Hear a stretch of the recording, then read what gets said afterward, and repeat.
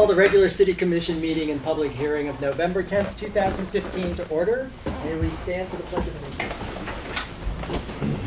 I pledge allegiance to the flag of the United States of America and to the republic for which it stands, one nation, under God, indivisible, with liberty and justice for all. Amy, can you call the roll, please? Commissioner Foreman? Here. Commissioner Kuziak? Here. Commissioner Perry? Here. Commissioner Scott? Here. Mayor Metzger? Here. Okay, the first item on the agenda is public discussions. Public discussion items not on the agenda. Does anybody have anything? Ted? Yes. Ted Zachary, 68 Devonshire, Pleasant Ridge. Mayor, Commission, staff.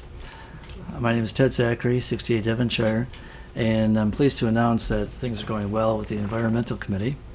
But I have some terrific tips that I'd like to talk about. The first one deals with something that I got at the resale shop, which, by the way, should be opening for the second Saturday of every single month. This is the tip. Well, one of them is to go to the resale shop. The other tip is to put your phone number inside your belongings, your hat or whatever, or gloves if you can, so that if it gets lost, like I usually put it in my back pocket, and it falls out real easily, and I don't know about it. Okay, that's one. Here's a question for you. When was the last time you checked your tires on your automobile? Last week.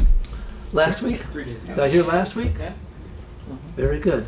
Anybody within 1 month from 1 month ago? Anybody? Oh, we Every have two. 3,000 miles. Okay, 3 months.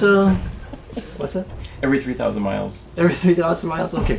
Well, I went to Bell Tire, up Woodward over here, found out that you're supposed to check your tires at least every 3 months, specifically during change of weather. Well, you know, it's change of weather time. And you know how difficult it is to drag out your compressor.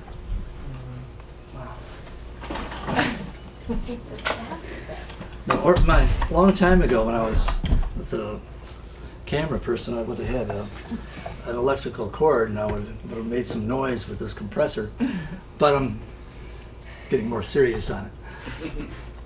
So instead of dragging this heavy item out to check your tires to make sure that they're inflated, you can go to Bell Tire for free and have your tires checked. It's pretty quick, and the reason why I'm saying this is because of the environment, which I'm concerned about. You'll get better gas mileage, less pollution. There's more gas available for everybody else. And lastly, I'm still looking for more terrific tips. So email or call me. Email is wprtv@yahoo.com. Any questions for me? Yes. That proper inflation would also prolong the life of your tires, wouldn't it? Which would help the environment because you're not buying tires as frequently. Very good. You're my man. Yeah, that's true. Always. I could tell it was on the tip of your tongue you're about to say that. I'm sorry if I took that away. Yeah, exactly. Thank you very much. And maybe next time I'll talk about mattresses, which is very similar You're to. still up there, you can say that. Keep us on the edge of our seats. I'm trying to think of my That's something to visual look aid for forward that one. Oh, yeah. Okay, thank you very much. Can't wait for your visual aids on that. Are there any other items for discussion? Okay. Move on to item number 5, public hearing. Solicitation of public comments on an ordinance granting to Consumers Energy Company, its successors and assigns the right, power, and authority to lay, maintain, and operate gas mains, pipes, and services on, along, across, and under the highways, streets, alleys, bridges, waterways, and other public places, and to do a local gas business in the city of Pleasant Ridge, Oakland County, Michigan, for a period of 30 years. Jim, did you have any I have comments nothing. before? Any Okay. comments or questions would be best directed to City Attorney Greg Neef. Any Any tips before we open the public? No terrific Okay, tips on nothing? this. Okay. Open the public hearing. Anybody has any comments to make? Somehow I didn't expect any. Okay. Close the public hearing. Now, the next thing is consideration of the ordinance regarding granting to Consumers Energy Company, its successors in this alliance, the right, power, and authority to lay, maintain, and operate gas mains, pipes, and services on, along, across, and under the highways, streets, alleys, bridges, waterways, and other public places, and to do a local gas business in the city of Pleasant Ridge, Oakland County, Michigan, for a period of 30 years. Do I have a motion to approve? Mayor, I move that ordinance 415 granting the Consumers Energy Company, its successors, and assigns the rights, power, and authority to lay, maintain, and operate gas mains, pipes, and services along, across, and under the highways, streets, alleys, bridges, waterways, and other public places, and to do a local gas business in the city of Pleasant Ridge, Oakland County, Michigan, for a period of 30 years. Is there support? I support. Are there any questions, discussion? Yes, Mayor. Miss Warren, if you wouldn't mind, I just have some questions.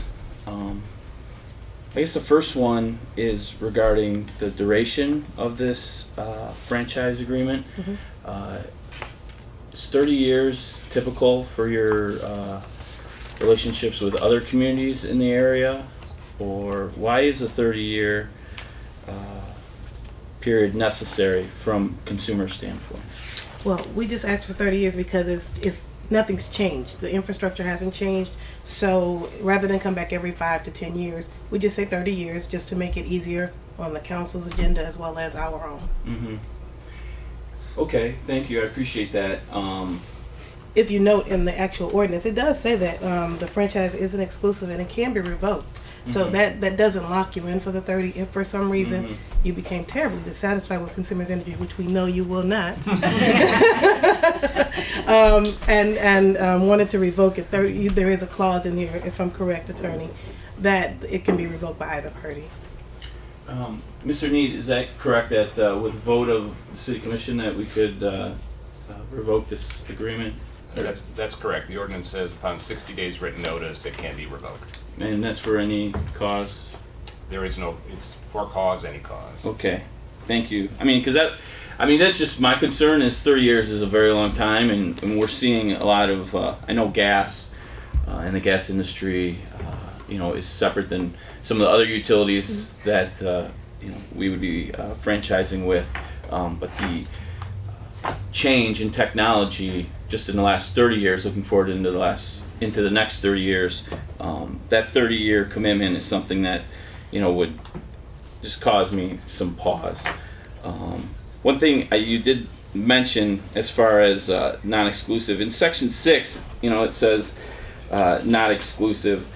Could you explain to me that section and how it relates to consumers in our community as far as their choices in gas as service? Right now, am I correct that Consumers is the exclusive provider for residents in this community? We are the entity that delivers the gas to the city. However, there are other options that you could choose to be your actual gas supplier.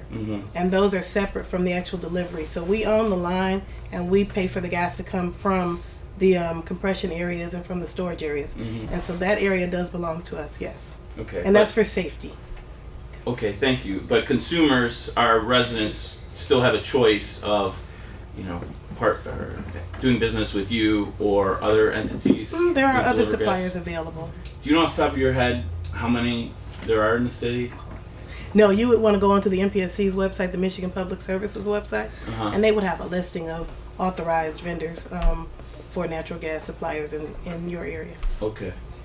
Because that's another concern I just have, is that our residents have the ability, if we're entering an agreement with you for 30 years, that our residents have, the opportunity to, select their ultimate provider, that there's market forces there that, assure a choice for our residents. Another question I had is regarding franchise fees as far as paid to a municipality for franchising with them, I couldn't find any communities in this area, and I inquired with Mr. Need as far as consumers paying a franchise fee to the municipality for the right of way and the use of, You the. don't need a franchise fee with us because we pay you $43,000 a year in property taxes. Okay. So because of that, we pay for what we use, just like a homeowner would. Mm-hmm. Okay. I appreciate that. I guess that's all I have, Your Honor. I guess for me, it was just the period of length. I appreciate the explanation as far as the process to, revoke if we do become dissatisfied with the relationship. I did look at Huntington Woods as far as their franchise agreement, and theirs is only 20. So I thought, why is ours 30? If it's out of convenience, I could tell you that, and I'll speak for myself and nobody else in this room, but I don't mind being inconvenienced at regular intervals to review the agreement, if it means that, the relationship is strong and we have an opportunity to address issues that may develop over that period of time.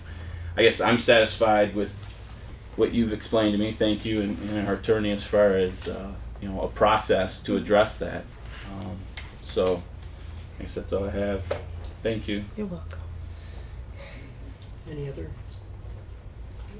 Can we have a vote, please? Commissioner Perry? Yes. Commissioner Scott? Yes. Commissioner Foreman? Yes. Commissioner Krzyjak? Yes. Mayor Metzger? Yes, motion carries. The next item, which I'm sure everybody's here for, presentation by the Historical Commission recognizing the city's 2015 Centennial Homes. I'm John Wright from 10 Kemberton. I'm here with the Pleasant Ridge Historical Commission, and tonight we're pleased to present the plaques for 100-year-old homes in the city of Pleasant Ridge. And we have 10 this year.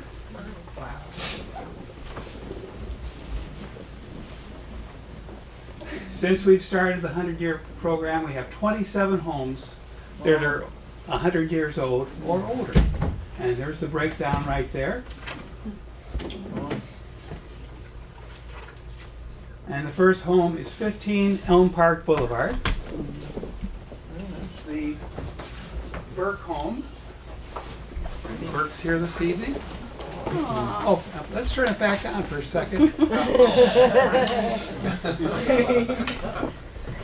We're presenting you tonight with this beautiful quadric tile Oh, how nice. for your 100-year home. Wonderful. Thank you. Thank you. I don't think you've been there the whole 100 years. I'm sure you'll be there for 100 years more. Thank you for your faith in Pleasant Ridge.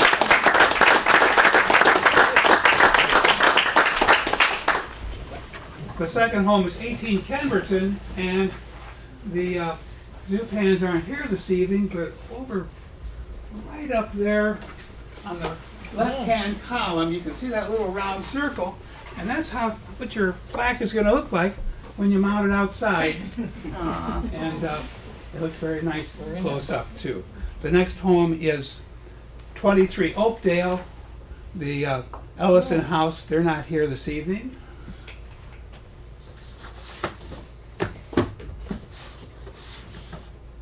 And the next home is also on Oakdale. Number 7, the Oakdale, the Mester House. Yes. Oh.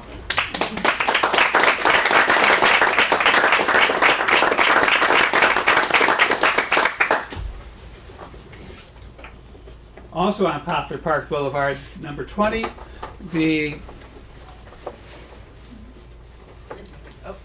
okay. You skipped one. Yep.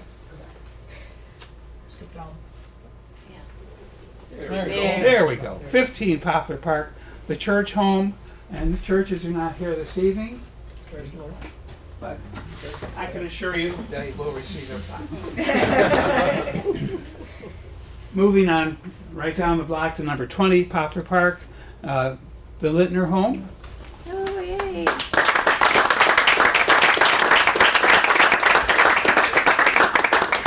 Thank you very much.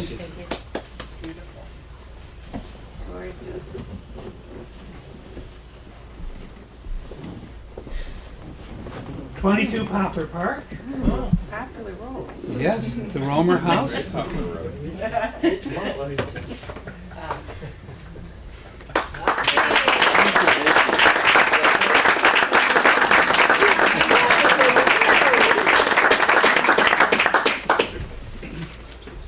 Goodbye Poplar Park, hello Ridge, number 40 Ridge Road, the Sargent home.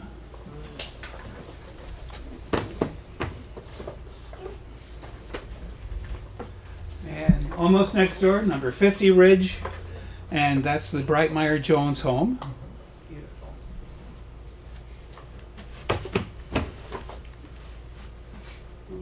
What happened there? Here we are. 56 Ridge, and that's the Wachter house.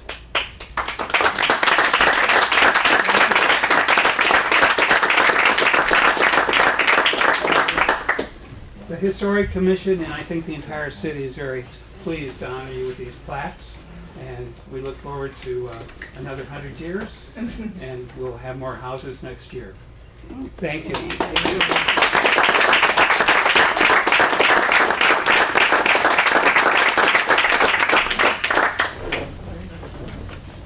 Very nice. Thank you very much, John. The next item, governmental reports, I believe. The police. We have a police. I think you are the governmental report. Oh, so excellent. I told you you're going to have.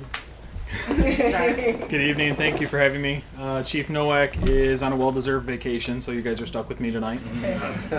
Police department didn't have an overly busy month, but I went through the daily logs and the reports just to kind of give you guys a rundown of some things that have happened since your last commission meeting.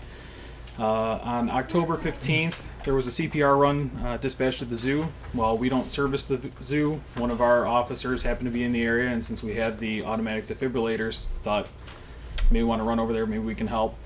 Our officer was close, got over there, did assist, didn't actually have to use our defibrillator.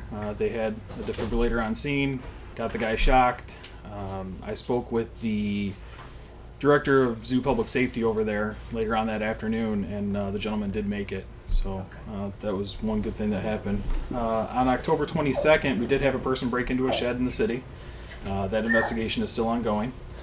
On October 18th and 24th, we did have some larcenies from cars in the city. We want to remind people to lock their car doors. None of the cars that were involved, the doors were locked. We had no broken glass, nothing like that. The doors were open. Larcenies like this have been going on all year around us, all the communities. I know Chief Nowak has spoke about that at previous commission meetings.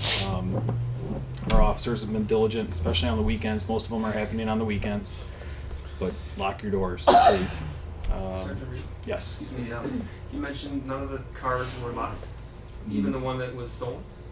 Well, let me sorry, keep running down the day. list. Another day. Let me keep running down the list. That also was October 24th. That car was actually recovered by Oak Park Public Safety. They wound up catching it when it was being used to commit other crimes. I spoke with the owner earlier this week.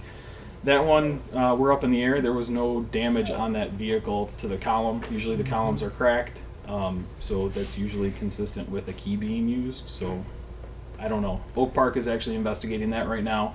Once their report is finalized, they'll send that over to us, and then we'll deal with it. But as right now, we don't know. Halloween went smooth as can be.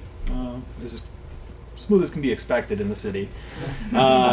We didn't have any major issues. Year after year, the officers are out keeping everyone safe. Our major issues are basically just parking, moving traffic along. A lot of the parents get in the car and don't want to walk with the kids for some reason. Yeah, so it was a smooth Halloween though, and everything went well. So we had no issues there. One thing I did want to bring up, we've been taking a lot more identity theft reports. So want to make people aware, get the credit alerts, talk to your bank. I actually just signed up with it recently. It pays. Since I signed up with credit alerts about a month ago, I've received 3 personally saying, hey, your info's been found on this website, you may want to check it out. So I've been taking care of that. But it can really mess up your life for a while. It'll take you years to recover, so it's better to be proactive on that. But I believe we've taken 4 in the past month, so definitely want to remind everyone to take care of that, make sure that you're proactive on it. One of our bigger things last Tuesday, we had 2 officers respond to an unresponsive male at a home. Officers arrived on scene, found the man not breathing and turning blue. Those officers started CPR. Ferndale Fire arrived a couple minutes later, and because of those officers and paramedics from Ferndale Fire, the man is back at home tonight. He made it. Last thing, just a couple things actually. Once again, I know Chief Nowak says it pretty much every meeting, but if you see something suspicious, call us. Don't hesitate. Don't call us a week later and say, hey, I saw someone walking down the street a week ago. Call us right then. Call the police non-emergency line, hit 1 for dispatch. It'll put you right through to a dispatcher. We need to know what's going on. Let us know. If the person or circumstance turns out to be nothing, better safe than sorry. Call us. We don't mind coming out. That's what we do. It's getting darker earlier because of daylight savings time. Turn your porch lights on. It does help us deter some crime. And biggest thing, I said it earlier, lock your doors. Lock your doors to your house, lock your doors to your car. And that is all I have for you, unless anyone has any extra questions.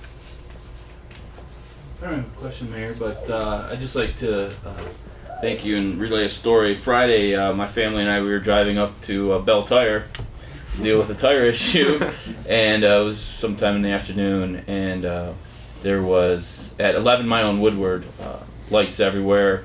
Looked like there was someone who had been hit or struck, and a lot of paramedics, fire truck was on the way, and I look over and I saw Sergeant Reed right in the middle of it all, and I just wanted you to know that my family and I were immediately proud to recognize the familiar face right in the middle of the action, and just emphasize the gratitude that not only are you guys on a daily basis protecting the city of Pleasant Ridge, but I know I see you guys assisting throughout southeast and Oakland County. So just know that we definitely appreciate you and all the work that you do in all the communities here. Absolutely. I mean, we're a team. I mean, Berkeley, Royal Oak needs our help. We're up there. Mm-hmm. We need their help. They come help us. Ferndale's always helping, with anything that we need. Yeah. That's just what we do, and we want to make sure that everyone goes home safe at the end of the night. And it's reassuring to residents to know that the communities have that working relationship. So absolutely. Thank you. All right. Thank you. Mayor, Have a good evening. Yes. Sorry. This was a question from a resident that I couldn't answer. Does Halloween have an official end time? Is it 8 o'clock or? It does. Unfortunately, I haven't worked the last 5 Halloweens, and I don't know what that time is off the top of my head. I would have to check and see what it is, but does the city clerk know? We don't have an official stance on Halloween. If you want people to come to your door, you leave your porch light on. If you're done, you turn your porch light off. Let me rephrase that. Our old administration, our old chief, had a set time for the end of Halloween, because I remember there was a set time, but apparently the city doesn't have an end time, so something for Chief Nowak to look at for next year. But Chief Nowak, I don't know if you saw him out and about. Yep. He was in here on Halloween night, Yeah. so. He told me some good stories. Oh, yeah? Thank you. Thank you. Yeah, Have and a I good. just wanted, it can't be said enough for people to turn on their lights. I mean, still, if we could light this city, Yeah. there'd be no reason for people to go around trying to The motion lights check, are great. check, yeah. Those, yeah, motion lights I mean, those great. are, Just- are the best. So, just they any- don't annoy your neighbor too much when they're off, and if Right. someone's walking by, then they're popping on, and it's alerting not only you, but it is alerting your neighbors so that you can see what's going on. So, all right. Thank you. Thank you. Have a good evening. Thank you. We may ask for you again. Tell Nowak to stay away next time. Next item is consideration of the official certification and election report of the general election held Tuesday, November 3rd, 2015. Oh, we had an election November 3rd. 24% of the registered voters for Pleasant Ridge turned out in that election. The election was two city commission seats, with Commissioner Perry and Commissioner Krzyzak were running for their seats, and they were unopposed. And then a Ferndale Public Schools millage renewal question. 564 votes were cast. 438 votes went to Commissioner Krzyjak, 461 votes went to Commissioner Perry, and the Ferndale Public Schools millage passed in Pleasant Ridge 481 yes to 80 no, and then district-wide it passed 2,595 yes to 680 no. Yeah, what I found interesting was that there were at least 103 people who actually came in to vote for the school issue that did not vote for commissioner. I mean, they actually came in, and we had the highest percentage of yes votes of any. Our 2 precincts beat all precincts within the district. So I thought that was quite, showing our support of public education. Mm-hmm. I was very gratified to see that. Do I have a motion to receive and file the official election results? Your Honor, I move that the official certification and election report of the city general election be received and filed. Is there support? Support. Any discussion? Okay, may we take a vote? Commissioner Foreman, Yes. Commissioner Scott, Yes. Commissioner Krzyjak, Yes. Commissioner Perry, Yes. Mayor Metzger. Yes, motion is approved, and we received and filed the official election results. Okay, now we get to go on to the administration of the oath of office, first to City Commissioner Jason Krzyjak.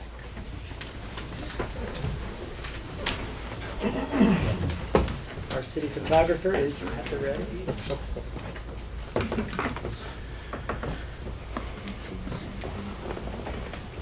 My good side. Raise your right hand.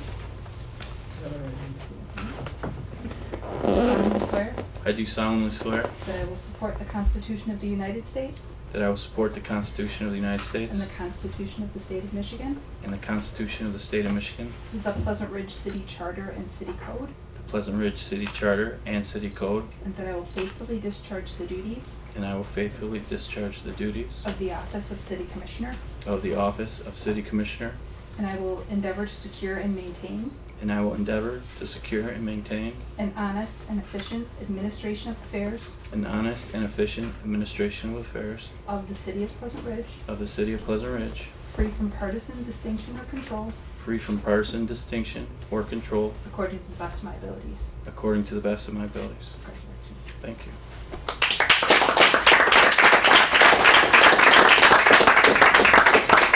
And now the administration of the oath of office to Commissioner Ann Perry.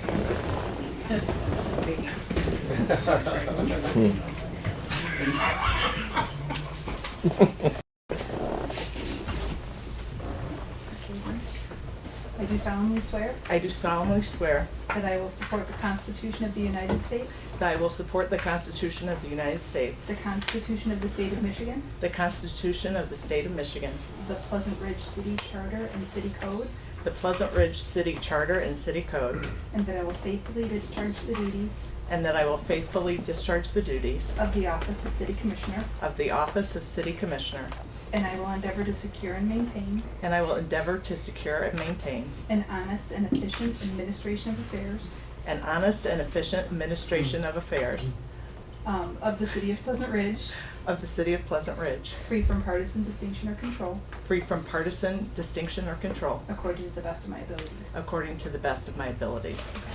Thank you.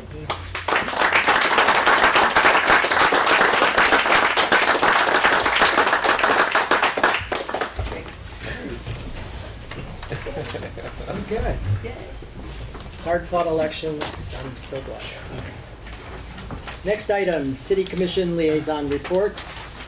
Commissioner Scott, Historical Commission. Yes, 2 quick items. The first is the planning has already begun, and somewhat early, but in timely fashion, for next year's home and garden tour. The date for that will be June 4th, and we have a number of people that have expressed interest in the home and garden tour. We encourage any resident that might like to show their home, not only to Pleasant Ridge residents, but to people around southeastern Michigan, to sign up for the list and put your house on the tour. We're going to have some publicity around it this year, and I think it's going to be another great event. This year's event was fantastic, and we've just had a long run of successful home and garden tours, and next year will be no different. So even if you're considering working on your house over the next 6 or 12 months, you might consider this the before home and garden tour, and then do it after, a couple of years later, after your work is done. So definitely encourage people to participate, either to come to the tour or to allow your house to be shown.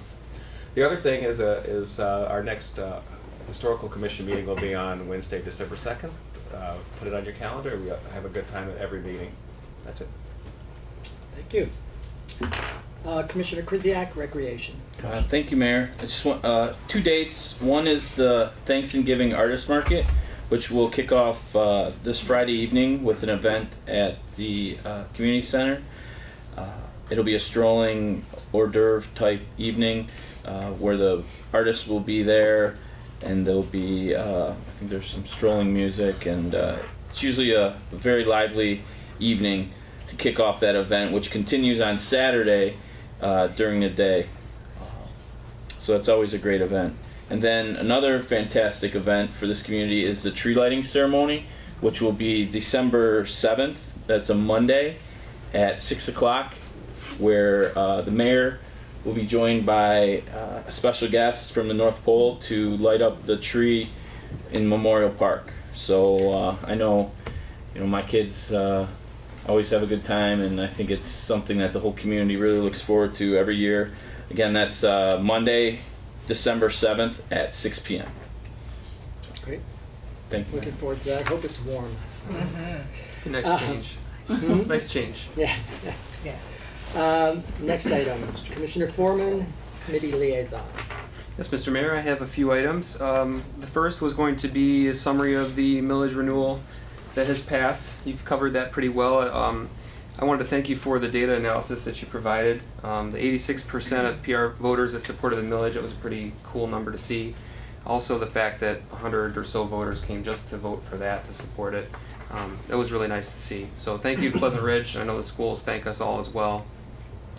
Next, the Board of Education for Ferndale Public Schools. As you may have heard, one of the members, Raylon Leaks-May, ran for City Council in Ferndale, and she was successful in her run. So she'll be leaving the school board. She'll be on there until December 31st. So congratulations to her. However, her seat, of course, will be vacated, and the board will be starting a process of searching for someone to fill her seat. So if anyone does have interest in serving on the school board, you can email the school board. The email address is schoolboard@ferndaleschools.org, or you could contact the superintendent or go into the administration offices. But the email I would find would be the easiest to start. Next item is something to celebrate the Ferndale Eagles Marching Band. This past Saturday, they won another competition at Ford Field. This time they took first place in the 4th flight of the state marching band competition. So go Eagles. Also, that same day, Just for Kicks, which was an adult talent show fundraiser to raise money for the Open Classroom Camp PTA. That raised over $1,300. More is expected from DVD sales. It's kind of a competing event with the marching band. So if you were at the marching band event or interested in that and unable to attend, and you'd like to capture this event and watch it at home on DVD, you can purchase a DVD for $10. You can call Amy Tarrant at 248-890-6805. Final item, and I will let my sweet tooth take it from here. This coming Thursday, Friday, Saturday, Treat Dreams Ice Cream Shop in Ferndale will be running a special promotion. The 5th grade classes at JFK Elementary were able to come up with their own ice cream flavors. And a portion of the sales of these flavors will be donated to the PTA at the elementary school. So if you are a human, I know you love ice cream, and Treat Dreams is a great place to get it. Please consider stopping by in this 3-day period to enjoy some of these delicious flavors. And they are the Mom Gave Up Deluxe, which is yellow cake batter ice cream with brownie bits, Oreo cookies, and cookie dough. That sounds delicious. Tropical Twist key lime ice cream with strawberry sauce, blueberry sauce, and sprinkles. Also sounds delicious. Just so you know, there's no limit to how many times you can go buy the ice cream. That's all for me, sir. Thank you. Commissioner Perry, Planning and DDA. The Planning Commission and DDA met on October 26th. The Planning Commission established a public hearing to solicit public comments on the updates to the zoning ordinance, which includes the proposed exterior design standards. You can find details of those starting on page 5 of the Planning Commission packet under meetings on the city website. The Plan Commission endorsed the Woodward Avenue Complete Streets Plan, which we will be discussing a little bit more later tonight. And the DDA began discussions regarding banners for the light poles on Woodward Avenue. The next meeting for the Planning Commission and DDA will be a combined November and December meeting, or meetings due to the upcoming holidays. They're going to meet on December 14th, which is a Monday. Thank you. Thank you. Any other? Okay. Let's move on to the pool. Presentation by Mr. Scott Peterzak regarding the 2015 community pool season. And here he comes. You are on. Nice entry. That was good, wasn't it? Well done. With some flair. I know. Gotta have some style, right? Good evening, Mr. Mayor and City Commission, and all those in the audience. I just wanted to give a brief summary of the. Oh, I'm standing right in front of the thing there, huh? Oh. All right, I'll move over here. You can still hear me. I'll be loud. A brief summary of the 2015 community pool year. So I have a couple just fun little tidbits here for the pool. So just some things to know about the PR pool. And we said some trivia questions here of how much water has been used at the pool since 2004. And this number was astonishing. 9,257,500 gallons. That equals $123,000 in water bills that the pool has paid since 2004. So those that say they have high water bills, that is a big one. Also, what is the most popular way to jump in a pool? That is the cannonball. And swim fins were invented by this famous person and Benjamin Franklin. So he, along with bifocals, he was enjoying the swimming time too. So just some other things. The pool holds 253,000 gallons of water, and it takes about 2.5 years for the average house to use that much water. So we, for our single fill, we use about what a house would use in 2.5 years. For a season, we'll use that 253 plus probably about another 300,000 gallons, just from evaporation and loss and just water, people like leaving the pool with and it's on their suits and things like that. The pool has welcomed over 220,000 swimmers since our opening day of June 7, 2004. Our busiest year was 2012 with 23,000 people came through, and our slowest year was 2014 where only 14,000, and it's all weather based, basically, those things. This year we used over 2,000 gallons of liquid chlorine and 450 pounds of powdered shock to keep the pool bacteria free, and so it's safe for people to swim. And the pool loses approximately 10,000 gallons a month in evaporation alone. For those people that are early bird swimmers that come at the 6 a.m. on a cold morning, when you come and see the pool, it'll be steaming. It'll look like it's a steam bath because the water is at 80 degrees. But you know, if it's 50 outside, then it's we lose a lot of water in evaporation that way. So as we go forward, the pool is basically a big science project, a chemistry lesson, something that is very difficult to keep in balance, especially when we have a lot of rain or we have a busy summer where there's a lot of swimmers. So these are the chemicals that we use in the pool. We use sodium hypochlorite, which is commonly known as liquid chlorine. It has about 10 to 15% available chlorine to be able to kill the bacteria that's in the water. We keep the chlorine levels at about between 3 and 5 parts per million chlorine. So that will kill anything, any bacteria that's in the water or anything that would come in contact in it that would be necessarily dangerous for come in contact with people. When you add chlorine to water, it raises the pH, so that throws everything out of whack too. You'll hear people say when they get into a pool, "Oh, my eyes are burning from the chlorine." Well, your eyes don't burn necessarily from too much chlorine in the water. They burn because the pH level is out of whack, so the water will be too acidic or it'll be too base, and that will make your eyes get red or burning. So we actually use a muriatic acid product to bring that pH down, because when you add chlorine, it raises it naturally.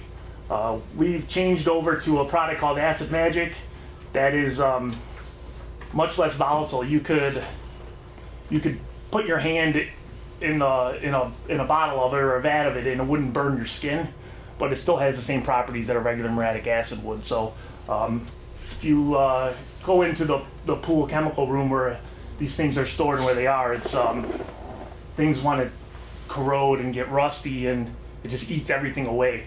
This product has put years of life onto the equipment in that room. So, and the shock is calcium hypochlorite, as opposed to the 10 to 15% available chlorine. This has 65%. We will, when we do a shock, we bring the chemical level from 3 to 5 parts per million to 30 parts per million in a snap of a finger. It wipes out anything that could possibly be in the water, and then slowly we start bringing it back down to the safe swimming level. So we'll do a shock like that once every other week. If it's real busy, once every week, just to keep the water in line and in balance. This is alone we can do so little, but together we can do so much. This is just kind of a graphic on what it takes to operate the pool there with our staff. So the administration is myself and Shawnee. During the summer, that was 1,400 hours that we put in toward the pool. The head lifeguards, there's six of those team members at 927 hours, and then 24 regular staff lifeguards for a total of 3,100 hours. So it is it's a small little army that helps keep the pool operational and keep things going. And we like to refer to ourselves as a team, and we all get along well, and we try to make it so it's a nice work environment for everybody, and they necessarily don't feel like they're coming to work, but a place where they can make a difference. So we have perfect pool attendance and weather. The two are linked. If you have nice weather, you can have a busy pool. It's not rocket science, of course. There's just some numbers where we said 2012 was our busiest season, and you can see 2012 was 83.5 degrees, the average temperature. I think that year we had like 17 days that were 90 degrees or over. This year, the average temperature was 80.7, so a little bit lower. The attendance was right in the average of where we've been over the life of the season. The year where we were at the 14,000, I think the average temperature was like 77 degrees. So it's just those are the way they're linked. Dry summer, you could see it was really wet in May and June. July and August really dried out. And we have another graphic on rain coming up here in a second that I find very interesting. So when people say that the pool is busy, then this is a busy pool. There's a number of wave pools in China and Japan where they don't have capacity limits in those countries, and it gets that busy, and there's a number of these videos that are out and about there, so they always like to show this. Pool toys too. I know, right? We show this to the lifeguards, and they come in, and it's, I mean, you can't even see the water in that pool, and it's it is crazy, isn't it? So this summer was, of course, not that busy. I think they had as many people right in that shot as we had all season, but it was an average summer. So there's attendance, 14,000 residents, 3,300 guests, 506 other admits. That's swim team members, staff, and business owners that have pool passes. This is the graph I was talking about, the historical precipitation measured in inches. This is the one I like to show here. August was of last year. That was 7.2 inches in 2014 August. 6.3 of those inches were in one day from when we had the flood. So that number just blows out all your precipitation charts and all your any kind of modeling you're due for weather mapping over that year. So it's crazy that one day. Attendance and temperature are statistically connected. You can see up top is this is the most people that were in the pool. These are the higher temperatures. So as the temperature gets higher, we have more people, and it follows that trend since 2004. It's not uncommon for everybody's attendance charts to look like this, unless of course you're Walt Disney World or something like that. That doesn't matter whether it's hot or cold. People are swimming. Contaminations. This is our 5th consecutive year with no contaminations. So we had our little Bill Murray who was cleaning the pool there from Caddyshack with 5 years and no contaminations. I would put that record against any other pool. I don't know of any pools in the state this year that didn't have any contaminations. I believe Huntington Woods had 5 or 6 this summer. So a major part of that is that we make the children get out of the pool the last 10 minutes, an hour for adult swim, use the restroom, get out of the water, just take a break. And we think that has helped. Since we started doing that, that's when the numbers have went down to that 0. Safety is our top priority at the pool. There were no serious incidents again this summer. We always have the minor scrapes and bruises, and those are handled on case-by-case basis, but overall, we're designed as a safe facility with a very safety-conscious staff and user base, which that's the key. The people that come to the pool are concerned about safety too. The kids that come to the pool, they know how to swim. The adults that come to the pool, they're watching the kids and making sure that they're following the rules. This year we had an end of the season pool party, and unfortunately it was kind of a cool day, but it still was a good time.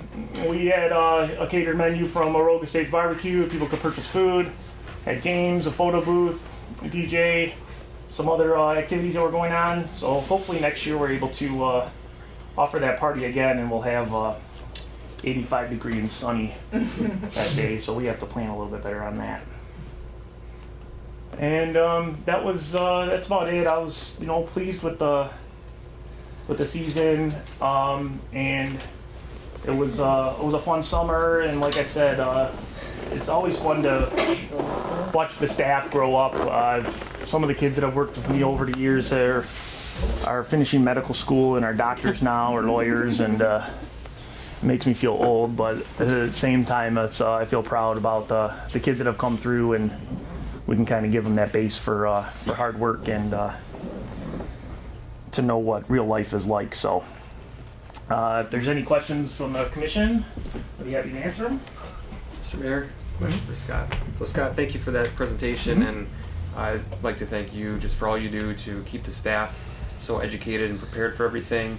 I think we have a great staff there. Both my kids have learned to swim there very quickly. The staff is really good at teaching them to swim. Now they're both on the swim team. They do very well. They love it. So thank you for everything that you do and everything that the staff does and that pool gives to our community. I think it makes a huge difference. And like you said, it's very important for kids to know how to swim. No matter where they go, they know how to swim. Usually when you come from PR, you know how to swim. The question I had was about Adult Swim. We did that, I think, last year. I don't remember if we did any this year, but I want to know, how was the response to that, and is that something we're looking at doing again? Yeah, we did. Last year we had 2 Adult Swim evenings that these days like that, like just like the pool party, are great in theory. They all come down to weather. Like the 2 that we had the year before that, the weather was just kind of blah. So this year I wasn't able to get any on the calendar. Just we were going through a staff transition right when the pool was opening, and it was just a crazy time. So that is something that we are going to look at for next summer. Possibly, maybe like the 3rd Thursday of the month, for June, July, and August to do that. So at 7 o'clock, we close the pool to everybody except adults 18 and over, and we stay open until 9. So they have an extra hour where we usually wouldn't be open to kind of have just an adult-only atmosphere. 2 years ago when we did that, we had a 50-plus bingo at the same time on the pool deck. So that'd be something that we can look at doing again also. So yeah, definitely something we want to get back on the calendar. Okay, thank you. Good question. Any other questions? Any more hands? Great, thank you. Thank you very much. Thank you. Very good summer. Yep. May 27th, is that it? May 27th, that is it, yes. Counting down the days. Can't come soon enough. Next item is consent agenda. We have 4 items on the consent agenda. Do I have a motion to approve? Your Honor, I move the consent agenda be approved as recommended. Are there any, do I have a support? Second. Any discussion? Okay, can we take a vote? Commissioner Perry? Yes. Commissioner Foreman? Yes. Commissioner Frizzell? Yes. Commissioner Scott? Yes. Mayor Metzger? Yes, motion carries. The next item is City Commission organizational items. Now, let me just preface this by just asking you all sit back, enjoy yourself. I'm going to be reading to you for a little while. So we have, yes, the bedtime story. I will try to make it go as quickly as possible. So it's items A through T. Okay. Establishment of the second Tuesday of each month at 7:30 p.m. as the regular City Commission meeting day. Item 15B, adoption of Robert's Rule of Order for the City Commission and other city-appointed bodies. 15C, appointment of Commissioner Brett Scott as Deputy Mayor. Congratulations. Term to expire November 14th, 2017. Item D, authorization of Mayor Kurt Metzger and Deputy Mayor Brett Scott, City Commissioner Jay Foreman, Assistant City Manager Scott Peterzak, City Clerk Amy M. Dreeland, and Police Chief Kevin Nowak, and to sign checks on behalf of the City of Pleasant Ridge. E, appointment of Commissioner Jason Krzyjak as liaison to the Pleasant Ridge Police Board, term to expire November 14th, 2017. F, appointment of Commissioner Jason Krzyjak as liaison to the Pleasant Ridge Recreation Commission, term to expire November 14th, 2017. G, appointment of Commissioner Ann Perry as liaison to the Pleasant Ridge Planning Commission and Downtown Development Authority, the Woodward Avenue Action Association Executive Board, and the Woodward Avenue Transit Committee, term to expire November 14th, 2017. H, appointment of Commissioner Brett Scott as liaison to the Pleasant Ridge Historical Commission, term to expire November 14th, 2017.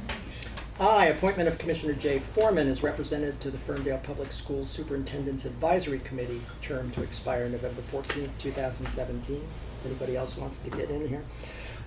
J, appointment of Mayor Kurt Metzger as the legislative coordinator to the Michigan Municipal League.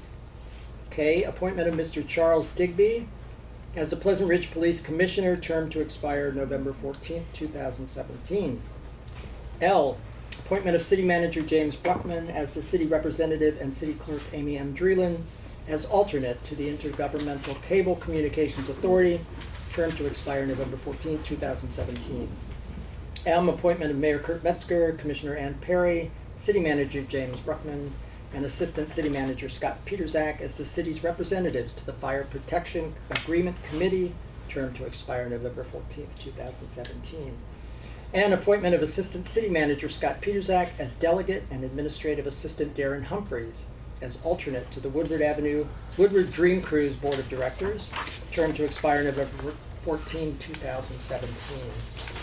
O, appointment of Assistant City Manager Scott Peterzak as delegate and Administrative Assistant Darren Humphreys as alternate to the Southeastern Oakland County Resource Recovery Authority, SACRA Board of Trustees.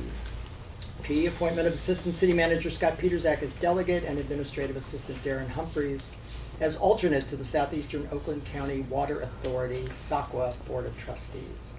Q, appointment of Mayor Kurt Metzger as the city's delegate representative and City Manager James Bruckman as the city's alternate representative to the General Assembly Board of the Southeast Michigan Council of Governments, or SEMCOG. R, appointment of City Manager James Bruckman as the Act 51 Administrator for the City of Pleasant Ridge. S, appointment of Mayor Kurt Metzger as delegate and City Manager James Bruckman as alternate to the annual meeting of the Michigan Municipal League, to be held annually. That's a good thing. And T, appointment of Amy M. Dreeland as officer delegate to the Municipal Employees Retirement Systems, MERS, annual meeting to be held annually. Do I have approval of the list? Your Honor, I move items 15A through 15T, which I will read through now. Regarding the organization of the 2015 through 2017 Pleasant Ridge City Commission be approved. Is there support? I support.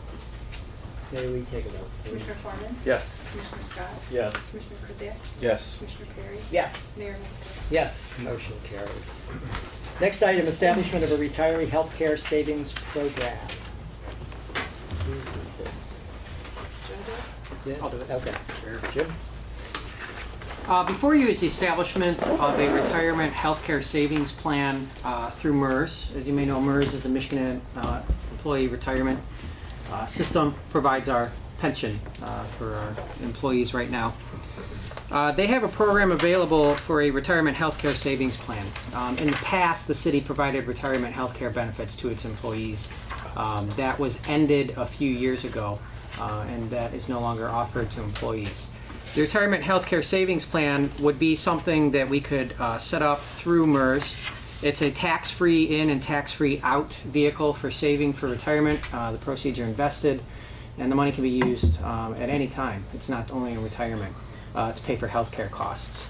So as we move forward with no obligation for the city to provide healthcare for our employees, this is a way that employees could save for their future healthcare costs.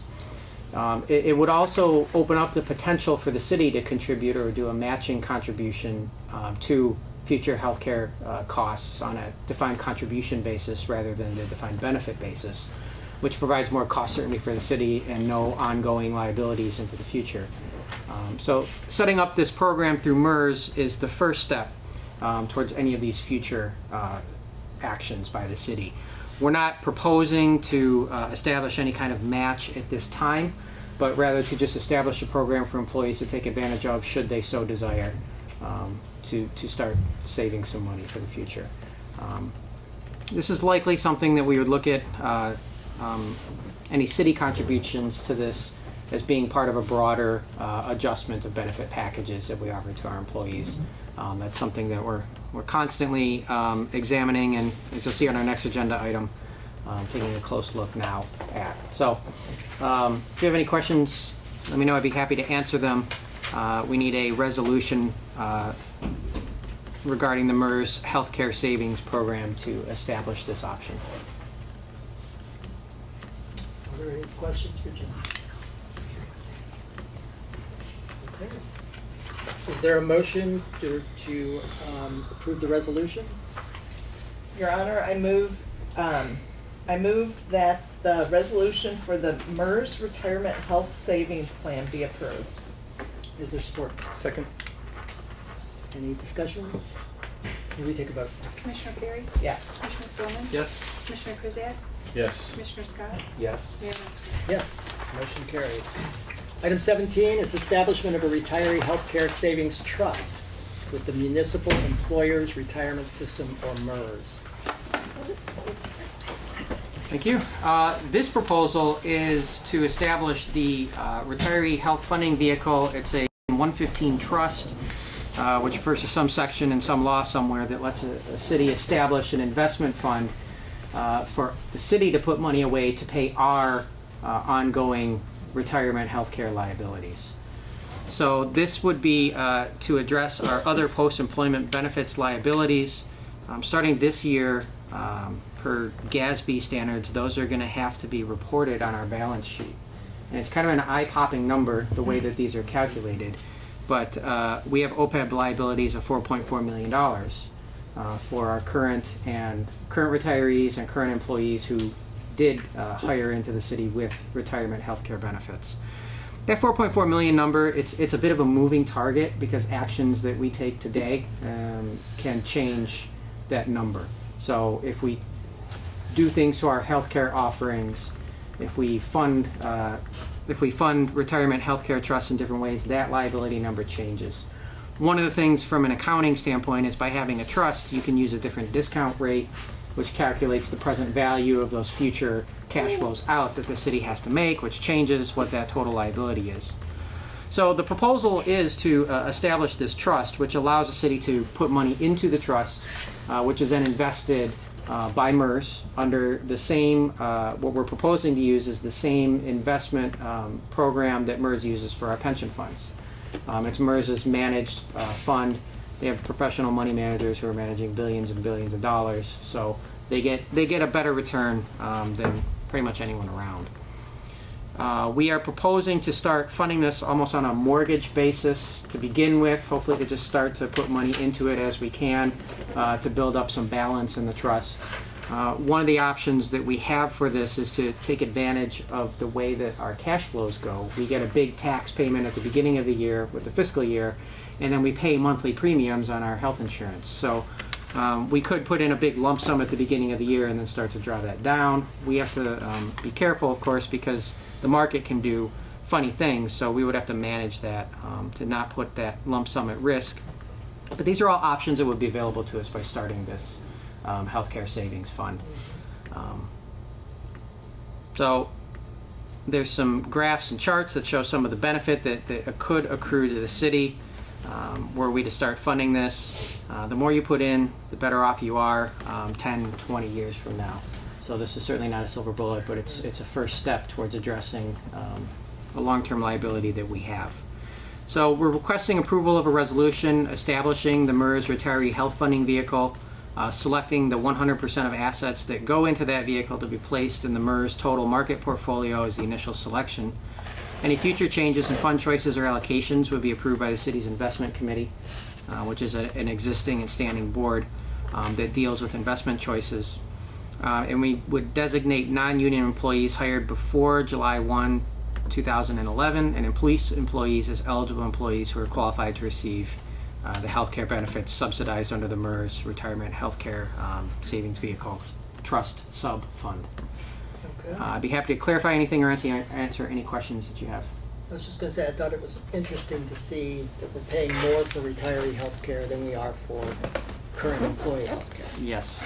It was 185 to 150? 185 to 150. Yeah, and when you look at the pension, we have 10 current employees who are on pension, receiving eligible for pension benefits, and we have 15 retirees receiving benefits and 10 other folks who are not with the city who are eligible for pension benefits. So, you know, it's an upside down pyramid, which doesn't bode well for pension funding for the city. That's another upcoming thing that we'll be talking about, but not tonight on that particular subject. Well, anybody who read the Free Press on Sunday about Detroit pensions, it's interesting. Are there any questions for Jim? Okay. Is there a motion to approve the resolution? Mayor, I move that the resolution for the MERS Retiree Healthcare Savings Trust be approved as recommended. Support? Support. Any discussion? Okay, may we have a vote? Commissioner Foreman? Yes. Commissioner Scott? Yes. Commissioner Krzyjak? Yes. Commissioner Perry? Yes. Mayor Metzger? Yes, motion carries. Next item is consideration of the adoption of the city's street tree planting manual. Jim? Yes, and let me get my PowerPoint up here. Okay.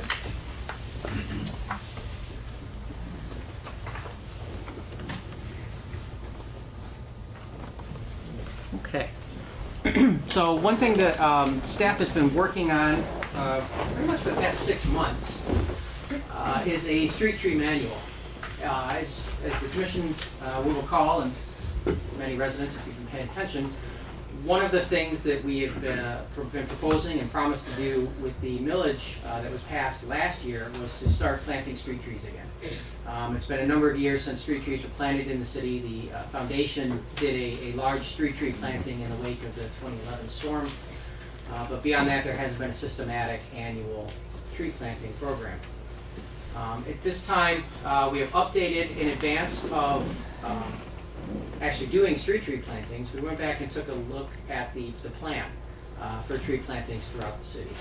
The city has an established or an adopted tree guide. It was adopted in 2003.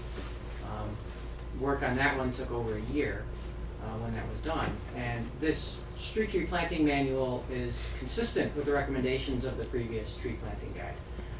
This manual goes into a bit more detail and also updates the recommendations of that previous guide for environmental and other impacts that the city's seen. The Emerald Ash Borer happened in between the previous guide and this one. So a number of the recommended street trees in the previous guide were ash trees because they made great street trees until they didn't. So the key points in the planting manual are street trees provide value between 10 and 18% are the common numbers for what every study that's ever been done for the impact of street trees on property values. You get a 10 to 18% increase by having a mature street tree canopy. They provide beauty, and that's certainly a worthy and appreciable goal. Urban forestry requirements, diversity and sustainability considerations went into creating the manual and picking the right tree for the right place. Soil types, the width of the tree lawn that's along the street, whether there's overhead utility wires, all of these things considerations come into play about what the right tree is to plant in each particular place. So key recommendations of the plan is diversity, no single tree, actually type, not species, but type more than 10%. We'll talk more about diversity in a second. Beauty, unified tree plantings by street. There's a couple streets you can probably picture in your mind in town, driving down Indiana in the spring when the pears are in bloom, or even driving down Cambridge between Ridge and Woodward, where you have a lot of mature oaks. That's a fairly unified tree planting along that street. Those really create a memorable impact, and it's part of that's because it's all one kind of tree on that street. So that's a consideration for beauty. And how do you balance diversity and beauty? And then sustainability, selecting the proper tree for each street. So the recommendations of this guide, the proposed manual, are consistent with the 2003 tree guide, just updated. And this is an example of the look. This is a formal tree planting. Somebody a long time ago planted all one kind of tree to create this LE look. And you see it all over the place, all different kinds of trees, all different kinds of contexts, but it's really stunning when you achieve this mature look. And this will take 30, 40, 50 years to get to this, but if we don't do it today, then it won't happen.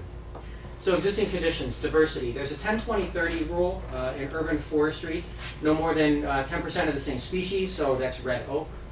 No more than 20% of the same genera, so that's Quercus, that's all types of oaks. And then no more than 30% of the same family, and I won't even try to pronounce that. But that's the family in which oaks and other types of trees fall. Realistically, the 10 and the 20% are the only ones that are going to impact Pleasant Ridge with the size that we have in the selection of trees. So existing conditions. After I got done walking around the whole town staring at sidewalks and doing that inventory, I just had to go back for more. So our DPW foreman, who is an arborist, and me teamed up to complete another inventory of the city. We went through and inventoried every single street tree that we have. And when you look at the existing diversity, we are way out of whack with the 10%, 20% diversity rule. 50% of our street trees, if you add, if you add silver maples and regular maples together, 50% of our street trees are maples. So the Asian longhorn beetle, which is in parts of the U.S. right now, devastates maple forests. If we get that, our street tree canopy will be as devastated as it was by the Dutch elm disease, decades ago, even more so than when we lost all the ashes. So this is something that we need to work towards, is balancing out this diversity chart. The other conditions we look at, tree lawn width, really we only have two kind of ranges, 5 to 6 feet and then 9 to 11 feet. Some of our streets have wide tree lawns, some of them have narrow, and that'll impact which kind of tree you pick based on root growth habit, based on what kind of trees can do okay in a narrower tree lawn. There's a few considerations. Soil type, we really only have one soil type in town, so we just pick trees that were consistent with that soil type. So what I want to go through now is, this is the inventory by tree type, where we have them existing, and then what the plan is. As we've noted, the beauty, the aesthetic beauty, the unified tree planting in town, the way we are proposing to achieve that while also balancing diversity is to designate streets or segments of streets for one type of tree planting. So if but while also never going over 10% for that type of tree, or 20% for the group of tree in the city. So for instance, you might have one type of tree planted on Amherst and then planted on Hanover. And if that pest comes into town, those two streets would be devastated, but the beauty would be retained on all the other streets, which had different types of trees. It's a way of balancing beauty with the potential impact of future pests. These are where the ash trees exist in the town. These are dead trees walking. At some point, these are all likely to go. For the time being, a number of them are hanging on pretty well. We have a bunch of them on Cambridge, for instance, that are in good condition. You probably can't see it on this. The tree manual will be online soon. You can look at this in better detail there. But the triangles are ash trees that are in some level of distress. So most of the ash trees are in some level of distress. So we're not proposing to plant any of those. One of the trees that's been planted quite often in the past 10 years in town and in the last really 30 years nationwide are hybrid elms. These are elms that are bred to be resistant to Dutch elm disease. So they have most of the traditional elm vase-shaped form that made them such a great street tree. So we're continuing to propose elm trees to be planted on Millington, on Elm Park, and then on the north half of Maplefield. And you can see that there are existing clusters of elm trees. When we were designating where trees go, or where we're proposing each type of tree to go, it was really balancing all of these different considerations. One of which is, do we have a number of that type of tree already on that street? And then the other is really kind of putting the pieces of the puzzle together to ensure that we don't go over 10% or 20% in that 10, 20, 30 rule. Lace bark elms, these are actually from Asia, but they are very typical of elms. They actually are very interesting. It's almost sort of like a river birch peeling bark. It's very interesting. Had some interest in the winter, and they have a nice vase shape. There are none of these planted in the city currently, so this would be a new tree that we would propose to introduce. It's really a great tree that's underused. And so these would go here on the east half of West Cambridge, and then we're proposing Oakdale also for those. Ginkgos, we have a few ginkgos around in town. They're also a really great tree. They have no real disease or pest problems. And as you can see, they're really quite stunning when they reach maturity. They're also very, very hardy. So since they're so hardy, we're proposing that any tree plantings that go along Ridge and the southern half of Woodward, where you really have to be a hardy tree for ginkgos, but then also Kenburton. Ginkgos are very behaved in their habit. They have nice root structures. Kenburton has very narrow tree lawns, the narrowest in the city. They're 3, maybe 3.5 feet wide. So ginkgos are a slow-growing tree that behave well, so they'd be great for Kenburton. And then the east half of Amherst. And there's actually a really great ginkgo in the North Park Memorial Park. And then there's a pretty good one right there on the north side of Sylvan, a couple of houses down from the alley. You want to go see a couple of them? Memorial Park is big. It's big. Yeah. American lindens. Lindens are basswoods. These are these are great street trees. Very hardy, very survivable, and we have a number of them around in town. So for American lindens, we're planning. There's a cluster of them on West Cambridge. Kensington has a number of them, and the east half of Amherst has a number of them. So we're proposing American lindens in those locations. Crimean lindens are a little bit more upright version of a linden tree, and we're proposing those on the west half of Devonshire and on Norwich, where we have a cluster of lindens that exists already. And then silver lindens, which are related to American lindens but are a little bit different, a little bit denser. We are proposing those for the east half, or east 2/3, I guess, of Sylvan, where we do have another cluster of lindens that exist. Honey locust, these trees kind of get a bad rap. They're actually really interesting, really architectural trees. but they're really, really hardy. So most of the time when you see them, they're planted in a really awful environment, like along Woodward, because they're a tree that will survive there. They survive, they don't necessarily thrive, but they survive, which is more than most trees would do. When they thrive, they have a really neat character, and actually where I grew up, there was a street that had an alley of honey locust trees, and it's really kind of amazing when they reach maturity. We have a lot of them on Woodward. We continue to plant them there, and then we've got a little cluster here on the east side, on the east third of Fairwood that we would continue. And you can see actually on Cambridge, there's a nice cluster of fairly mature ones that kind of show what they can do. London plane trees, these are majestic trees. They require a lot of space to grow. There's one of them in the parking lot right out here that overhangs the parking lot, and there's one right out in front of City Hall on the Woodward side. Very interesting trees. Given that they need a lot of space to thrive, Maplefield and Woodward Heights have the widest tree lawns in town. So the southern half of Maplefield and the the western 2/3 of Woodward Heights are proposed for London plane trees, and then Poplar Park also proposed, because Poplar Park has wide medians, and there's already a started cluster down at the very west end of Poplar Park that has plane trees going right now. As you can see from the map, it's underused in town right now. So this is one of those trees that we can plant a lot of to really kind of level out those diversity numbers. Now you saw that maple figure. We're not planning on planting a lot of new maples, but some streets are very, very heavily mapled already and don't need a lot of tree planting. So we propose maples for those streets where you could really just fill in a few gaps with a couple more maples. Won't really change the diversity balance in the city.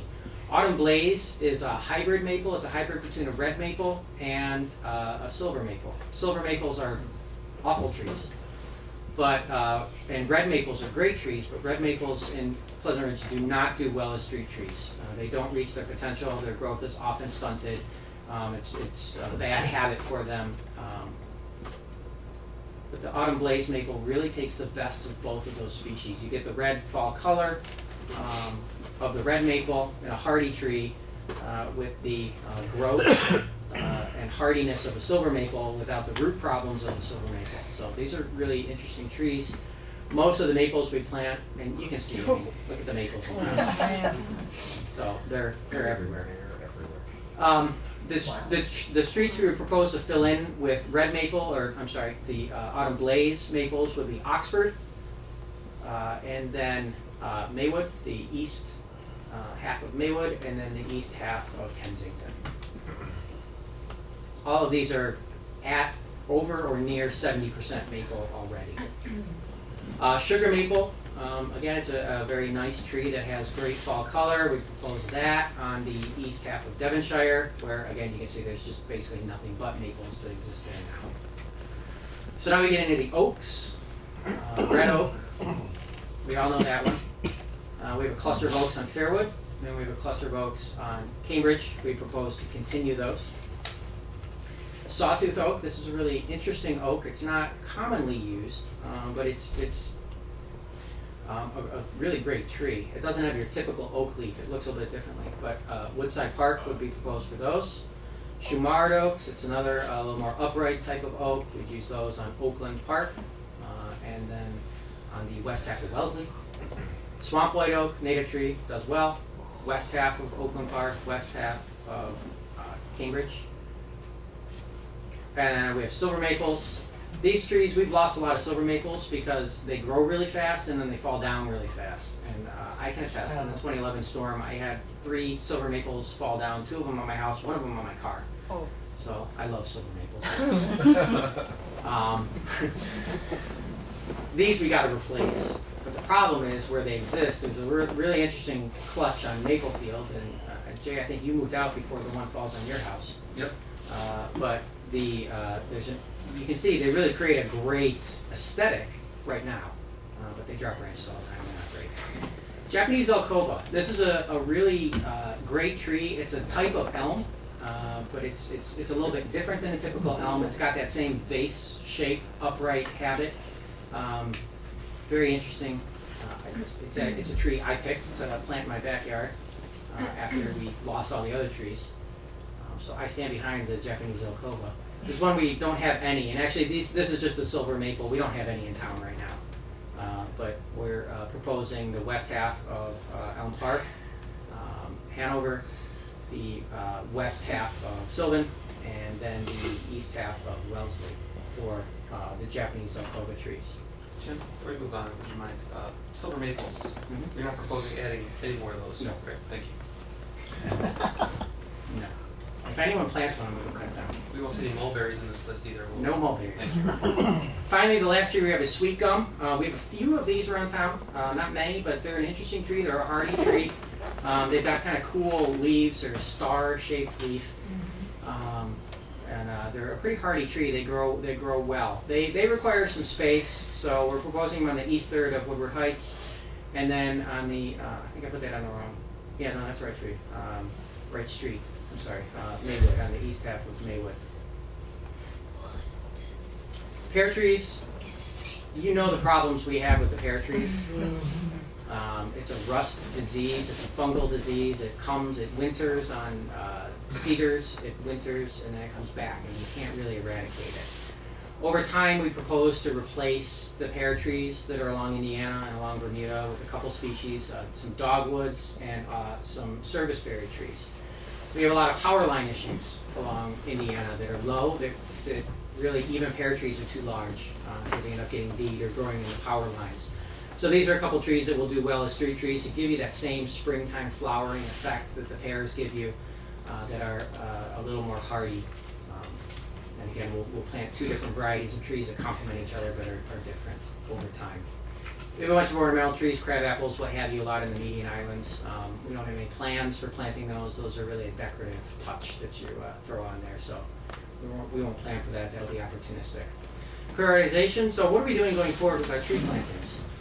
So in order to start to create this effect, this unified tree planting effect along streets, our plan is with the city, with our city plantings, is to do mass plantings on our prioritized streets. How do we prioritize streets? Basically, it's the streets that don't have many trees. West Cambridge has 37 existing trees and it's 1,700 feet long. It gives you an average spacing of 95 feet between trees. When you look, most streets are at 44 to maybe 55.